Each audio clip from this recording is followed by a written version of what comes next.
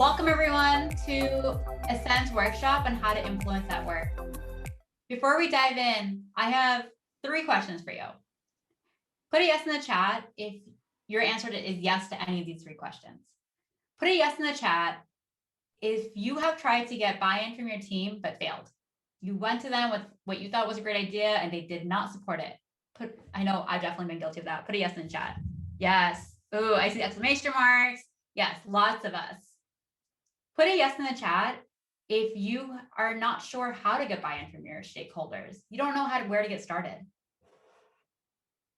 Put a yes in the chat if that's you. I know I've definitely been in that situation. Yes, stakeholders. Yes, yes, yes, yes, yes. Okay, lots of yeses. And finally, put a yes in the chat if you want your ideas valued and heard. You want people to come to you for your input and to seek your advice, and you want them to listen when you share your ideas. Yes. All right. Ooh, I see a lot of enthusiasm here. We're going to dive into all of this.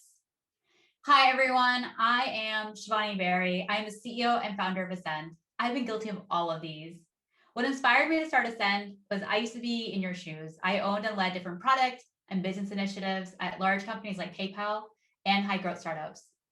As I moved up to management, I learned how to get buy-in and motivate my teams by honestly making a ton of mistakes. Some guidance, but primarily a lot of mistakes. For example, I remember when I was product lead, my team and I were meeting to align on our roadmap. I walked in that meeting feeling so confident. I had this product feature I was going to pitch. I thought it was obvious why it was great. But when I started sharing the idea, very quickly, I got a lot of confused faces and some pretty annoyed looks. I started getting a lot of questions from the team. I don't get why we would do this.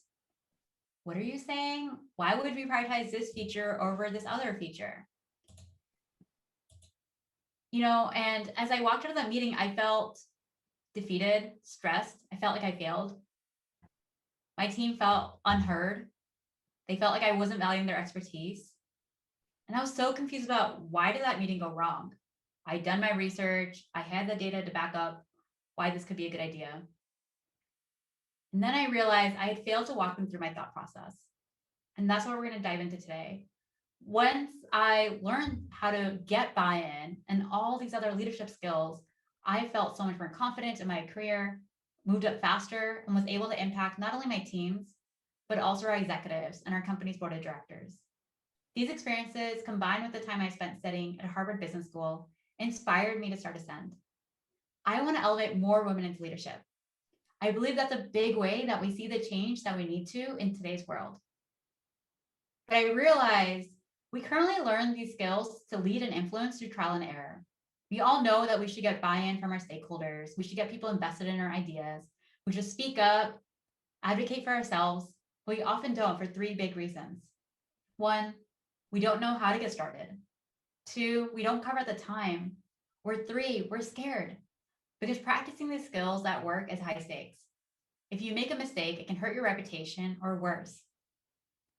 That's why I created Ascend's leadership program, an online course to help women like you gain confidence, get buy-in from stakeholders, even difficult ones, and move up in your careers. And we've been doing it. And I really created it because I don't want other women to make the same mistakes that I did. I want you to get there faster.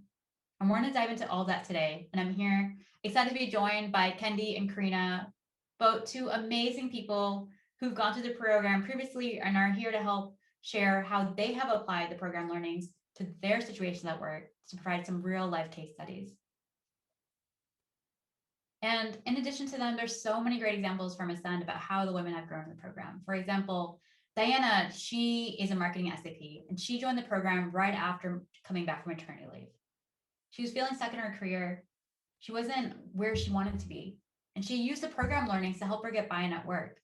And she got promoted soon after the program because of her increased performance. Today, we're going to be talking about getting buy-in. And you're here because you want to move up in your career. These are all the 6 things that you need to think about to be successful in your career. For example, imposter syndrome is a big one for us. So this is Katrina. She joined the program when she had just gotten promoted to engineering manager at GitHub. She felt like an imposter. because she didn't feel ready to be in that role. She was the only woman on her leadership team. She used the program learnings to help her realize, oh, wow, I am actually qualified, and to gain confidence. We dive into all these topics in Ascend's leadership program. And today we're going to focus specifically on getting buy-in. I am so excited to talk about this. So I'm going to share with you first, why is getting buy-in so important and what are the mistakes we make? And for today, as we dive into this and dive into the strategies, afterwards, we'll have some Q&A. So please continue to share any questions that you might have on the bottom right icon, the Q&A icon. And you can add questions and upvote anything, and we'll try to answer as many as possible. I'll also stick around afterwards for any additional questions that you might have. So getting buy-in is really critical because we have to get people invested in our ideas. Great ideas aren't enough. We do things for people that we like, things that we believe in. And that's why you have to spend the time up front to get them really invested. That was where I made that mistake. When I pitched that recommendation to my team, I didn't get them invested in it. It was like I was on one side of the room and they were in the other. And instead of me trying to force them to come across, you have to get them to want to come across. That's what getting buy-in is people feel so bought into the idea that they readily are willing to do it. This is my team 2 months after that meeting I was telling you about. Because I learned the strategies. I was able to actually work with them to get them invested in it, to drive alignment, build trust, and reduce that friction that we had. I promise you there would not have been this many smiling faces if you had seen us right after that meeting. It was painful. And that's why I want to talk here about what can you do right away to make sure you don't go through that same experience. The mistakes I made are so common. And as I've been digging into it, these are the 3 most common mistakes we do. 1, we assume what we're thinking is the same thing as what other people are thinking. We assume that the right answer is obvious. I was guilty of that in that moment. 2, we feel pressed against time. We're up against a project deadline. So we don't feel like we have enough time to get people bought in. And 3, fear of dissent. We're afraid someone's going to push back on us. So we just want to sneak it right through to avoid that pushback. All those things might help you be successful in the short term, but not in the long term. To be successful in the long term, even in the medium term, these are the 6 requirements to get buy-in: credibility, storytelling, presence, co-creation, active listening, and building allies. We're going to dive into each of these. You can apply the frameworks that we're going to talk about today in any situation, up, down, and across, whether it's with your reports, cross-functional partners, manager, senior leadership. So let's dive into this, and please add any questions you might have. If something resonates with you, throw it in the chat. We're going to have fun together. The first one is around credibility. Credibility is something that is a must-have. If you don't have this first, none of the other stuff we talk about will matter. And it's an ongoing process. So building trust and credibility up front, and it incorporates trust and expertise. So do people know that you have the best of intentions?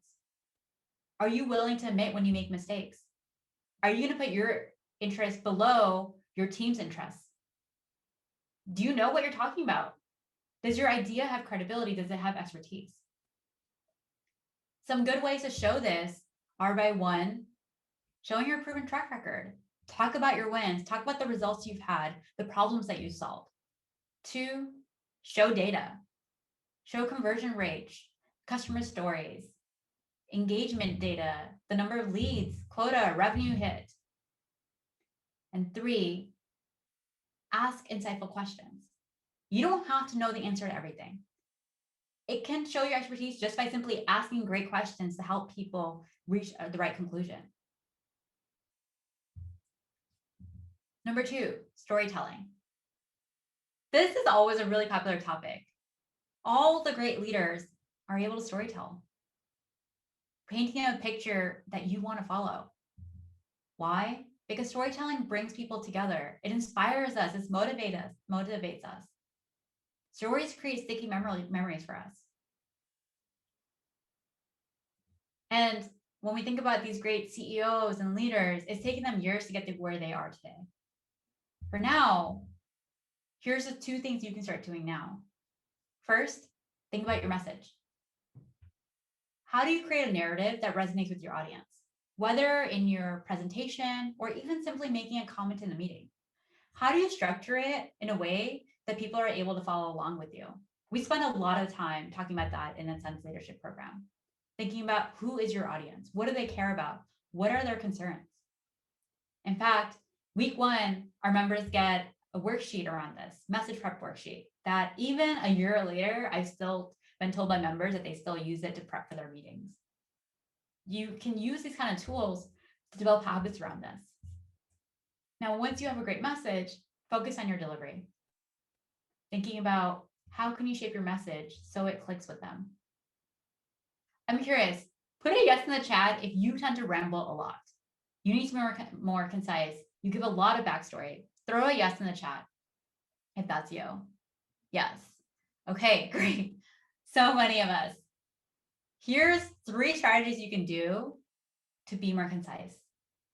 First, cut the jargon and backstory. Think about what information does a stakeholder actually need to know in order to make this decision. Cut everything else out or put it in the appendix. If they have questions, they can always ask you about it. Second, share a roadmap. Put an agenda in the meeting invite. Share the agenda at the beginning of the conversation. And then always number your points. Rational number 1, rational number 2, rational number 3. And third, use active phrases instead of passive ones. An active phrase is, we must hit this deadline. A passive one is, deadlines are missed too often. Now, let's talk about co-creation, storytelling in action. I'm going to turn this over to Kendi, and she's going to share with you about how she has used storytelling at her work after she went through Ascend's leadership program. Hello, everyone. My name is Kendi. I am currently a national operations manager at Open Door, which is a real estate tech startup that I absolutely love working for. And before Ascend, I was starting to become a manager and take on more complex processes, as well as lead large team meetings. And before Ascend, I thought I was a pretty good speaker, but I wanted to improve and replicate what other presenters could evoke emotion and create this connection with our audience. And I wanted that. But when I looked around the company, when I was researching, I actually couldn't find the how-to playbook for how to actually weave in emotion and connection and that trust that I saw other people doing. And so being part of Ascend, I was blown away about the worksheets, being able to role play with these other Ascend members and talk through what works and what doesn't work and the why behind it.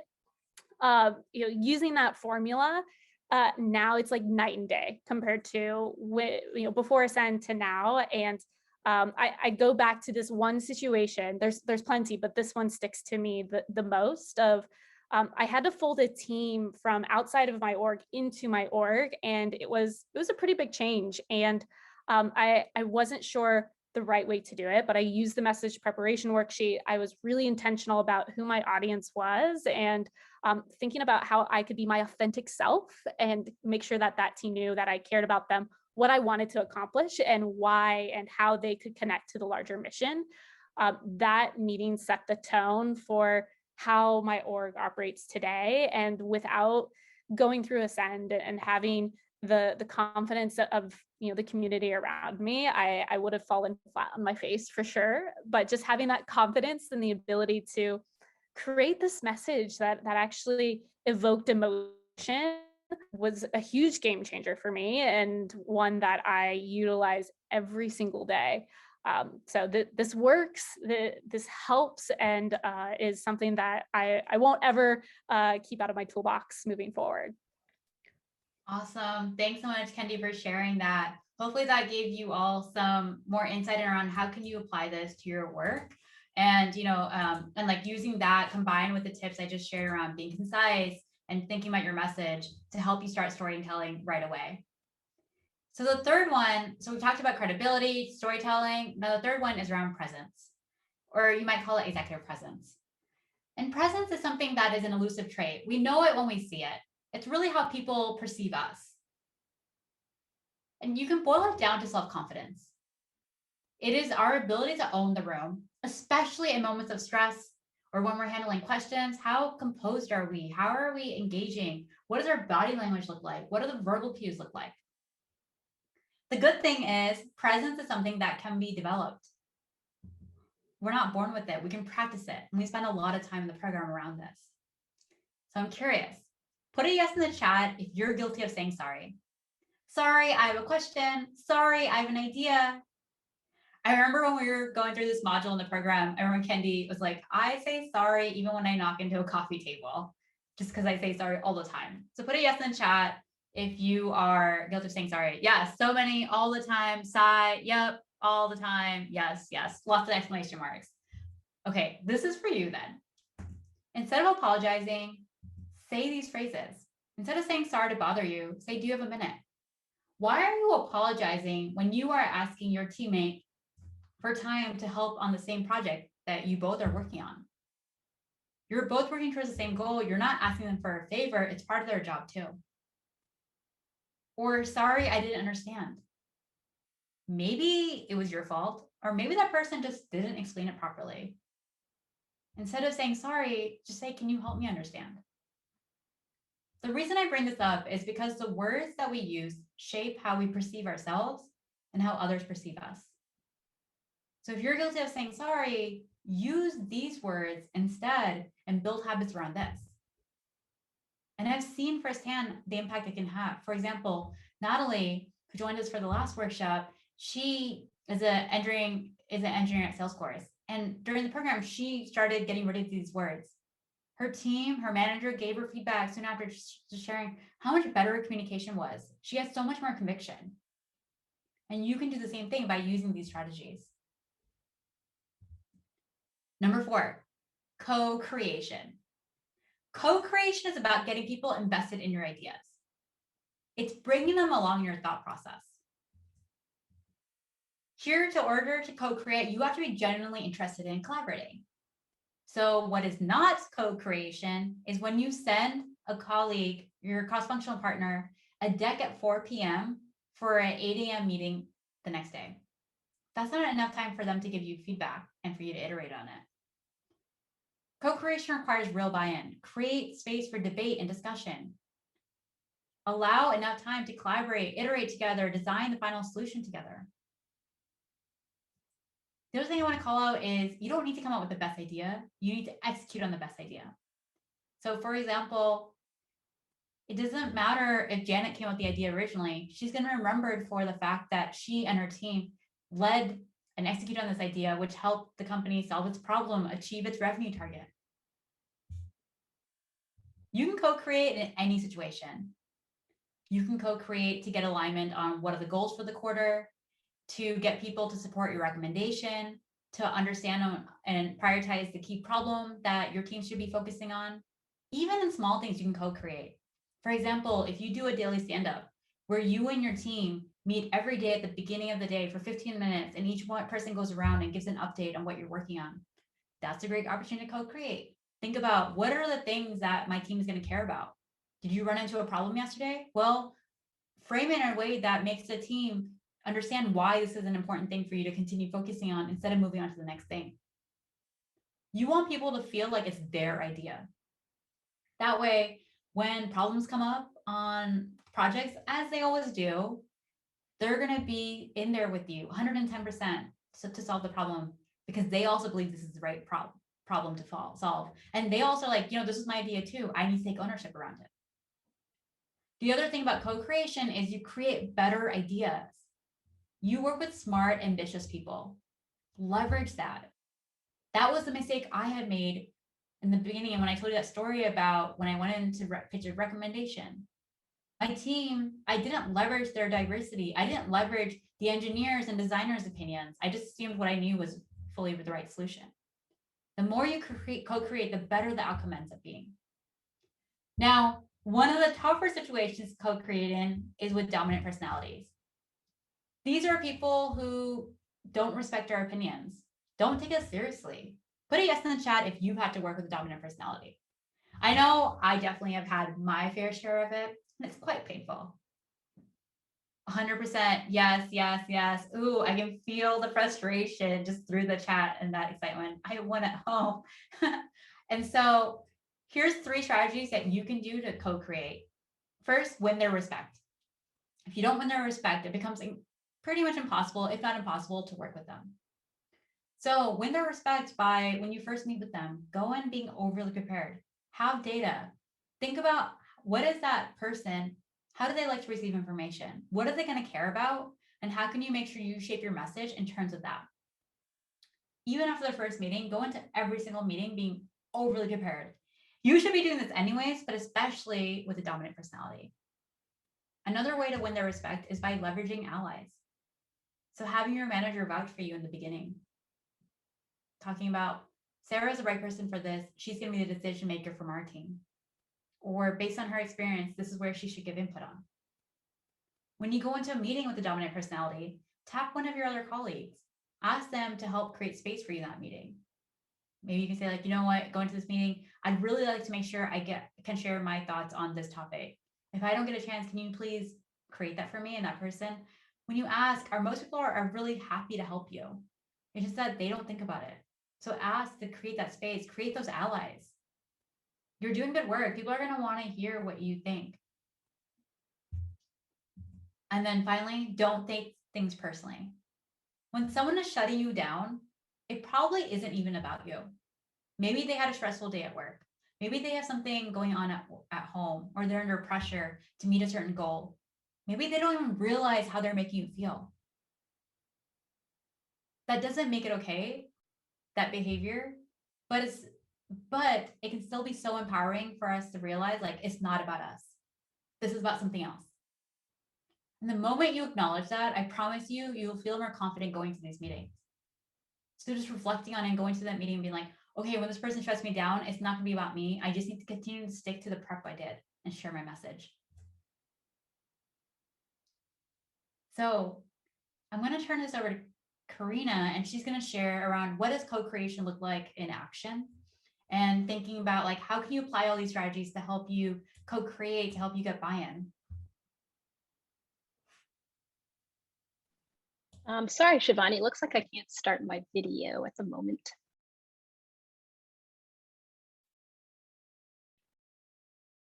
Okay, awesome. Hello, everybody. My name is Karina. I am currently an engineering manager at Pinterest. I manage a group of engineers working on the search product. So if you've used the app, that's my team. So a little bit about me. Prior to Ascend, I had been managing for a few years, and I was actually promoted into management fairly early on in my career.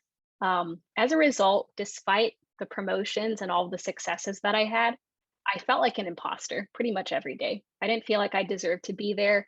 I didn't feel like I was worthy of the role. And I constantly questioned myself at, every turn that I took in my career. And so Ascend came at a really good time for me, because a lot of the program is about imposter syndrome and fighting it and trying to figure out, like, how to give yourself more confidence on a daily basis. So when I joined Ascend, I feel like I gained an incredibly supportive group of women, and women who were also feeling the same things that I was feeling. They were feeling like imposters. They were trying to figure out, like, why do I deserve to be in the role that I'm in, and what are the unique traits that I have to offer? So I gained that group. I also gained a ton of incredible tactics. Kendi mentioned the message prep worksheet that we used during the program. I learned how to prep for every meeting. This gave me a ton more confidence, and ultimately changed how I show up at work. So let's talk a little bit about co-creation. So a little bit of context on my prior team. I managed a group of engineers that worked on a proprietary language. So they were kind of pigeonholed into a very specific technology. And I had heard from my team that they wanted to leverage other technologies and learn new things. And it wasn't in the scope of my team's charter. So what I wanted to do is try to figure out a way to give them that exposure. So what I realized is we had partnered with several other teams, and those teams did have the ability to use those technologies. So I thought to myself, maybe I can create a rotation program for my team where folks from my team can rotate on these other teams and they can then get exposure to those technologies and then bring it back to us. Felt pretty straightforward. But then I sort of thought to myself, as a manager for all these other teams, these managers have different roadmaps. They've got other priorities. This would require support from them. And ultimately, it may not be something that they would be okay with supporting. So thankfully, I had just been through the Ascend module on co-creation, and I thought this is a perfect opportunity for me to leverage this. So I did a couple of things. The first thing I did is I wrote up a proposal for this rotation program, and I used the message prep worksheet to think through how would this program work? What would the potential concerns be from my peer managers? How might the program benefit them? Because ultimately, I wanted to make sure this was a win-win situation. And I wrote down a couple of options and a couple of things to consider. And then what I did is I scheduled a workshop with those managers where we went through the program and we discussed some options, how to make it happen. And I was very intentional in calling it a workshop because I really wanted this to be something that we created together. So we went through that workshop, and ultimately what happened is I came out of it feeling really aligned with my management peers. They felt like I had put a lot of thought into the preparation, and they were that much more willing to give it a shot. And I think it really increased my credibility as a manager as well. Fast forward a little bit, we actually implemented the rotation program. It was a win-win for my team and their team. And I was just hugely grateful to the fact that I had just been through the co-creation module, because I think it was the best way to make such a program happen, especially when you've got groups that, have different priorities and you want to find something that works for both of you. So yeah, that's a little bit about my co-creation experience. Perfect. Thanks so much for sharing that. I love the idea of calling it a workshop. Explaining to people, indicating, even when you are sharing a doc with your team for input, like even putting the words draft up on there, calling it a workshop, just sends cues to people that you genuinely are interested in collaborating. So thank you so much for sharing that and how you were able to apply that to get that outcome in the end. And really just, and from what you're sharing, it took more work. You had to set up that workshop, you had to set up that meeting, but at the end of the day, it helps you be more successful in the longer term. And so I love that you invested that into it. Thanks so much. Cool. So diving into, we just talked about co-creation. Now talking about the last two requirements to get buy-in. The number 5 is active listening. And I know you might be thinking like, I know listening is important, but let me just break this down in layman's term. Like, what does active listening actually mean? Active listening means that when you ask a question, you actually listen to what the response is. So I'm guilty of, when I ask my teammate a question, usually I already start thinking about what I'm going to say next, even before that person stops responding to me. That's not active listening. Active listening is paying attention. And the reason why I bring this up is because so many studies from Google, Harvard, show that listening is the key trait of being a successful leader. Even in the classic book by Dale Carnegie, How to Win Friends and Influence People, he talks about why listening is so important in order to influence. So how can you influence and listen? First, be attentive. Close your tabs on your computer. Shut off your email. Make eye contact. Look into that camera. Second, be open-minded. It's okay to come in with your own assumptions, but be ready to change them based on what information people share. And third, ask questions to ensure understanding. Questions such as, how can we make this stronger? How would you do this if you were me? What am I missing? All these questions express curiosity, even repeating back what that person said. So for example, saying like, Karina, to make sure I'm understanding correctly, is this what you're saying? I'll tell you a little Jedi mind trick. If you actually use the same words that they're saying, people are going to feel even more heard. When you actively listen, you get more information to figure out what is needed to drive alignment, and that person actually feels valued, feels heard. We all want to feel heard. In a sense, one of the hardest exercises that we do in the program is everyone practices a day of listening. You can't give any advice at work. And usually people are like, yeah. But they always come back and they're like, oh, wow, I didn't realize I was not a good listener. So I challenge you to that. Spend a day next week just listening, no advice. Observe, when do you tend to jump in with advice? I'll give you a little secret tip. Usually it's when we're in meetings with people who intimidate us, so we feel like they need to show things, we want to make sure they know that we know what we're talking about, or we're around someone annoying. and we just need to we're stop talking, and you just want to get the meeting over with. So pay attention when you practice active listening to see what are the areas that you need to improve in. And number 6, building allies. Allies are really important because the way today's work environments are set up is it's not enough for you to advocate for your idea on your own. You need that social proof, and allies help you deliver that. The way you develop allies and who an ally is someone who understands the value of the message. They're bought into the benefits, and they're going to do whatever they can to help achieve a successful outcome. They're going to advocate for the message in one-on-ones and in group meetings because they also feel fully bought in, we have to make this happen. A great way to make an ally is through co-creating. So the example that Karina shared with you, she got the other managers to workshop with her on that rotation program. This way they felt bought into it, and then they became allies of that initiative. An ally can be really powerful. They can be your reports, cross-functional partners, your managers, senior stakeholders, customers, external parties. And you can have an ally not only for your project work, but also for your own career development. Especially because majority of the conversations that happen about you, your performance, whether or not you get promoted, happen in rooms that you're not in. That means that you need to make sure that your manager, other decision makers are able to advocate for you on your behalf. And that's why it's so important to create these allies. In summary, these are the 6 requirements to get buy-in. And again, you can use these in any situation, up, down, and across. So in Ascend, we're all about action. I want to make sure that today you walk away with a really clear next step on how you're going to apply these learnings to your work. So I'm going to challenge you to a 7-day challenge. Right now, we're going to take 2 minutes. You're going to create one goal that you want to achieve in the next 7 days. This can be around any of these topics. Maybe for you, you're like, I need to build up my credibility, build up that trust. I'm going to set up a coffee chat with a stakeholder I haven't caught up with recently. Or storytelling. I'm going to practice being more concise. I'm going to share a roadmap always. I'm going to think about who my audience is. Presence. Around, I'm going to stop saying sorry. Co-creation, active listening, allies. I'm going to identify an ally and actually get them invested, co-create with them. So put one goal into the chat. Don't overthink it. Just one thing you want to achieve in the next 7 days. And I'm going to give you some music while you do that.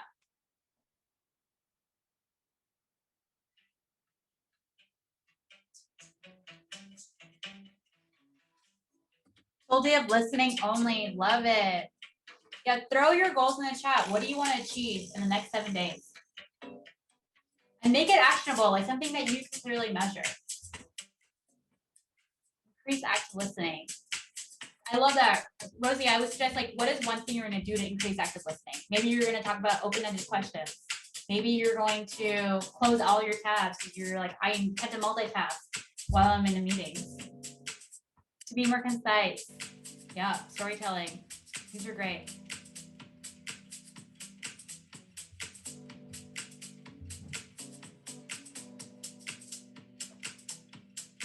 Closing all the tabs. Maria, I love that. How to present my story to my report next week. Build my presence, stop apologizing for asking questions. Ooh, that's a really good one. These are really great. About 20 more seconds as we wrap up. Employing co-creation, active listening techniques, and product roadmap reviews with new team members. Yes, I've definitely been there, made that mistake myself. Jedi mind tricks. Love that, Mira. Meet with a coworker on a project to build an ally and get some co-creation going. Yes, for sure. These are really great. And as you're wrapping up your goals, put your goals in a calendar invite or maybe even a post-it. Those are all my favorite to help you remember to achieve these goals over the next 7 days. And just put just don't overthink it. Just finish up and put your goals in the chat. These are really, really great. In Ascend, we're all about action and accountability. So if you want to hold yourself accountable, that's awesome. I'd recommend you get together a group of women, ideally from different companies, so you get different perspectives. And it becomes more of a safe space because you don't have to worry about offending anybody or getting something leaking back to the colleague that you're having trouble with. In Ascend's leadership program, we handpick every single member and curate high caliber but low ego groups of women. Everyone has really diverse perspectives, but all have the same shared goals. And our members love it. So if you want to do this on your own, that's awesome. Go for it. If you're like, I'm really busy, I just want someone to do this for me, then I'd love to work with you in a Sense Leadership program where we can put you in this group. You can have a safe space to push yourself out of your comfort zone. The leadership program is a 6-week online course where you'll learn with a community of women the skills and actionable frameworks to get buy-in, motivate your teams, have these difficult conversations, be able to move up in your career, create your own personal brand at work to be the leader that you want to be. This is for you if you're someone who wants to have your ideas valued. You want people to listen when you speak, to really value your input, to seek out your input, to overcome imposter syndrome and gain that confidence. Be an expert at getting buy-in, so stakeholders come to you for your opinion. They put you on the most high priority projects because they know that you're going to be able to collaborate cross-functionally and drive the right solution and move up faster in your career. Coming out of the program, you can expect to gain confidence, develop the skills to get buy-in and lead, and accelerate your career. What makes our program really unique is 3 key things. The first is the focus on actionable learnings. Everything we will do in the program will have a clear step-by-step playbook of what to do, including how do you handle situations when they don't go well, as they often do. The program is set up that each week we'll go through a new module. You'll have video lessons that you'll watch at your own pace. Then we'll come together for 2 live sessions. The first session is on Tuesdays. You'll have a group discussion where we'll dive into review case studies. You'll go into breakout rooms with small groups to discuss the learnings and talk about how you can apply this to your own challenges. And then we'll come together for a group Q&A. The second discussion is on Thursdays, and that is circles. This is an intimate conversation about the module topics with the curated small group of your peers. You're going to meet with the same group every week. It's an opportunity to bond, build friendships, and really get support in your challenges. Our members love circles so much that many of them continue meeting with their circles even after the program ends. And then you'll have exercises that you'll apply directly to your own work because we learn the best by doing. The second thing that makes the program really unique is the sense of community. You're going to be in a safe space with women like you. It has been so powerful for our members to realize, oh, wow, I'm not alone. A bunch of other smart, qualified women face the same challenges as I do. Getting to see what are the problems people face, how are they solving it? If you remember when you were in a classroom in school and someone else would ask a question, you'd be like, oh yeah, I hadn't even thought about that, but yes, I have a question on that too. That happens all the time because everyone is having the same challenges. So you get to hear all these different perspectives, things that you're not even thinking about to help you grow. We also talk about biases that you might have being a woman leader in the workplace and how to overcome that. And as a bonus, you're going to be part of our alumni community even after you complete the program. So you get to hang out with Kendi and Karina and so many other of our members. We do community events and we keep in touch so you can continue to ask questions and get support in your challenges. And the third thing that we do is accountability. For most of us, we have the best of intentions to develop new habits, but then day-to-day gets in the way. So we've designed a program to help you be successful by having the exercises, accountability buddies. A few weeks after we complete the program, we have a bonus accountability session. Now that you've had some time to implement the learnings and have new questions, let's check back in and see how you're doing. Today, you've heard stories of many of the women coming out of the program from all these companies and many more, gaining confidence, getting promoted in their jobs, getting buy-in, managing stakeholders, moving up, having these difficult conversations. So our program starts on June 28th. And with this workshop, our applications are now open for that cohort. We've already had women from Amazon and Stripe and Slack and so many more companies join. I'm really excited about how the cohort's shaping out. So if you enjoy this workshop and you want to spend a few weeks just doubling down on these skills, leading a buy-in, learning these critical skills to help you succeed at work and move up, then I'd love to work with you in the leadership program. And you're like, I want to build that community. I want to build a group of network of powerful women who I can connect with and learn with. Lilia is going to drop the application link in the chat. The program tuition is $1,995. If you would like to ask your company to expense it, just email us and we will send you a sample sponsorship letter that you can use for to have that conversation. Many of our members also pay the tuition partially or fully out of pocket because they view this as an investment in themselves. When you apply, mention that you attended this workshop so we can fast track your application. There are a limited number of seats and we do first come, first serve. So get your application in there and we will make sure to fast track that for you. Now with that, let's dive into Q&A. So if you have any questions, please add that into the Q&A icon. You can also vote anything that you really like and want to dig into. So I see a great question here from Versha. Her question is, I went through a major reorg. I have a new boss. My new boss also has a new boss as well. What is a good way to get buy-in with my new managers? I've set up a one-on-one to have a conversation. Would love to get some pointers to the conversation. That's a great question. Of course, you want to drive alignment with your managers. And when you're at the beginning of the relationship, that can be the most important part because first impressions matter. So here I would think about, what are you trying to get buy-in with? Is it maybe alignment on what your responsibilities are or around how a project is going, maybe how you're going to work together, and then work backwards from there. Think about, what is my manager going to care about? What are their concerns going to be? Maybe it's, it's your first time working together. So maybe they're going to be more apprehensive around what can you actually handle? You haven't proven yourself with them. So coming into that conversation, if that's what you're trying to solve for, is showing like how you can handle things. What track record do you have? So that's what I would think about. I would think about like, okay, who is my audience? What do they care about? Your manager probably cares about making sure they hit their new goals with their new manager. And then talking about how can you help them achieve that? What are their concerns going to be? Maybe it's because they don't know you, they're still building trust. Proactively acknowledge that. Think about how to build that trust. Try those out and let me know how it goes. Good luck. We have another question around active listening. Totally guilty of preparing what I want to say while others speak. Nice. Okay, perfect. Me too. I want to only listen, but I feel like I need to think on my feet and have an answer ready. How do I balance this or stop feeling this preparation pressure? That's so normal. That question comes up so much in the leadership program. What I would say here is, one, just recognize that you don't always have to have the answer right away. So you can pause for a couple seconds, as I am right now. It's also okay to tell them, that's an interesting question. I need to think more about this. Let me go back to you. Ideally, you give them a time frame. Maybe you're like, let me email you this later today, or let me follow up later this week. And then actually follow up. It's normal not to have all the answers. It's much better for you to take the time to answer honestly and thoughtfully than trying to make up something on the spot. I know I've been in senior meetings with senior leadership in the past and felt the pressure to just know the answer. Sometimes I would just give an answer by making it up.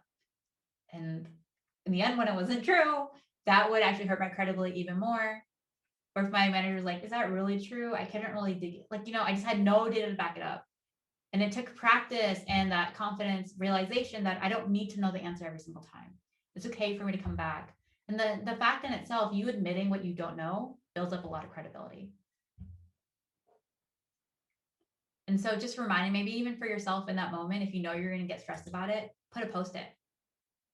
Pause. Don't need to answer the question. Whatever that is, to help you remind yourself that it's okay. And the first couple of times, you're going to feel awkward. The more you do it, the more comfortable you'll get. And you'll actually see that people are actually pretty receptive to it, as long as you follow up with a great answer afterwards, which I'm sure you'll do. Continue to throw all these questions in. And throw any questions, upload anything, even if you have specific challenges. We want to make this super valuable for you. And these are really great questions coming in. So from Karya, I joined LLA, would love to, if you could revisit the idea of what it means for how to provide a roadmap. So this was in the storytelling section and around, provide people a sense of where this meeting is going to go.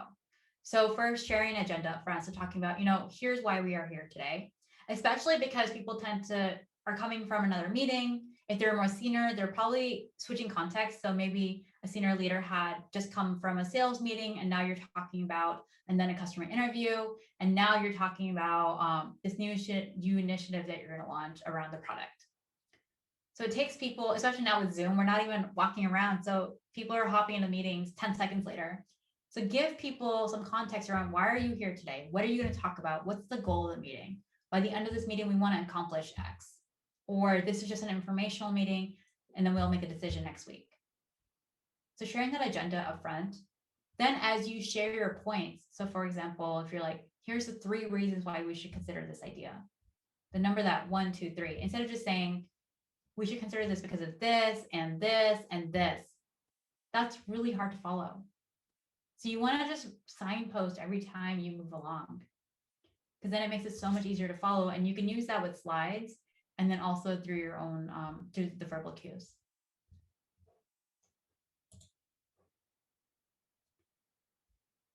How do you build credibility when the other person only likes when you do it their way? So there I would dig into, why do they only like it when you do it their way? And this is a great opportunity to co-create. So thinking about, what is that problem you're trying to solve? What is the problem that they're trying to solve? Like, why are they opposed to doing it your way? I remember we had one of our assigned members, she's a designer, and she wanted to get her team to move to a new design software, Figma. And her manager was really opposed to it. So the designer went back to her manager and was like, you know what, I will onboard us to the new product. I'll take care of all the work. The manager still didn't agree to it. So the designer was getting pretty frustrated. So I asked her, like, go figure out what's their actual problem. And when she did, it turned out the manager didn't want to move to Figma because they didn't have a feature that she needed. So no matter how much effort the designer would have put in to onboard the team to the new solution, it still would not have solved the manager's problem. So in your case, when you're trying to get credibility, when you're trying to build credibility with someone who only likes it when you do their way, understand, why do they like it in that certain way? What is that problem they're trying to solve? Maybe they had a bad experience earlier. Once you understand that problem, then you can figure out what's the right solution. Or if you have an idea that you want to pitch for the right solution, you can use the learnings from them to understand, how can you shape your solution in a way that's going to resonate with them. And in the program, we go through a lot of tools around this and specific step-by-steps that even Karina used in her example that she's talking about, around how do you co-create, how do you get people aligned on your problem, and then talk them through the solution, and these cheat sheets that you can use around it. But for now, I'd say just think about actually understanding the context behind it. What is that real problem that person is trying to solve for or trying to avoid?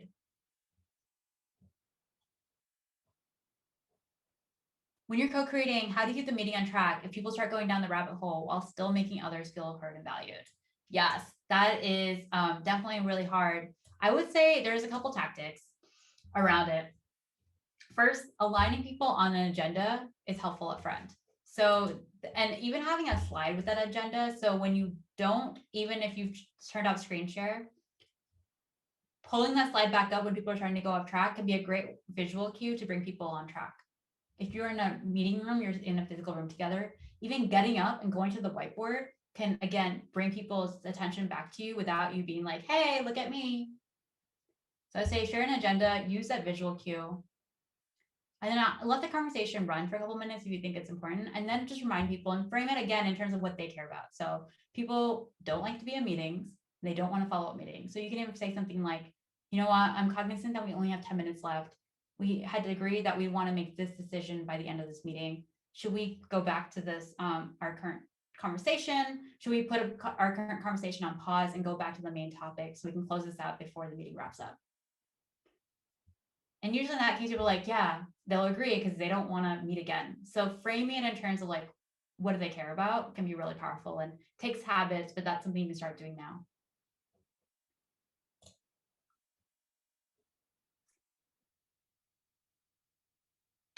How do you improve presence and be more assertive without hurting people's feelings? Well, I think it's digging into, why do you feel like you have to be assertive and hurt people's feelings? In the program, I get this question a lot around, like, how do I balance being nice versus direct, or being a leader versus being approachable? And I always ask the question, why are those two in conflict? So thinking about, what is about you being direct that makes you not nice, that makes you feel like too aggressive? And usually they're actually not in conflict. And so one good approach is always show care when you are being direct. So always explaining, why are you making this decision? You're not making this decision to be difficult. It's because you think this will drive the right outcome. Sharing your rationale around it. Again, it's not about you. You're doing it for the benefit of the company. And then co-creating is a really great way for you to be assertive and get your ideas across without people feel like you're forcing them to do something because they're bought into it. I would try those strategies around, how do you be assertive? And just recognizing the biggest thing, just recognizing those two things aren't in conflict. In a sense, so much of our curriculum is shaped by senior leaders who have faced these challenges that you have. And when they think about this question too, all the successful leaders consistently say like those two things aren't in conflict. Show care, build relationships, build trust. And the other thing I'll leave you with on this topic is all the studies. For example, Google did a study of the top traits that a manager at their company has, a great manager does. And one of them is being a good decision maker, so getting things done. And if you think about the managers that you worked with in the past, the ones who are slow to move on things, that don't make decisions, who flip-flop, are really frustrating. You want a sense of direction versus the ones who take all the information, are good listeners, and actually move things forward are the ones that we really appreciate. And so just remind yourself of that the next time when you're like, not only are these two things not in conflict with each other, but actually you being direct, you actually getting things done will actually be more successful at work and you're going to better support your teams. Now, these are all really great questions. I want to give you a few minutes back of your time to help you have more reflection around what we've talked about today and to be able to help you reflect on like what is required for you to get buy-in. We will send out the recording right after this. If you have questions, please let us know. And if you would like to double down on these skills and join our upcoming cohort, it's going to be the best cohort yet. I'm so excited to get started. Then apply now. We will drop the link in the chat again, and we will send out an email with the information too. The application takes less than 10 minutes, and we'll make sure to fast track it if you mention that you attended today's workshop. Thank you again for joining. Thank you to Kendi and Karina for sharing your experiences, and to everybody for all the really great energy and for all these really great questions. Take care, and I'm looking forward to working together.